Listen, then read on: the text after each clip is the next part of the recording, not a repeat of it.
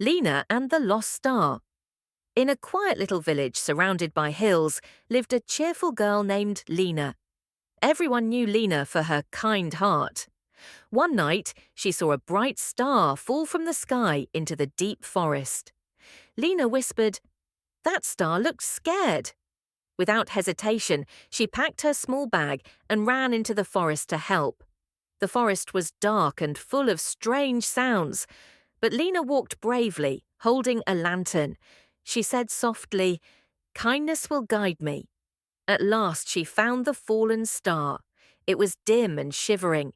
She gently picked it up and smiled. "Don't worry, I'm here to help you shine again." As LEENA carried the star in her hands, fireflies lit a glowing path ahead. Animals came out of the shadows, helping her find the way back home. Back in the village, LEENA climbed the tallest hill. She raised the star toward the sky. It floated higher and higher, until it lit up the night, brighter than ever before. The villagers cheered, "Hooray for LEENA!" From that day on, LEENA was known for her courage and kindness. And whenever someone felt afraid, they would smile and say, "Remember, LEENA, light comes from within."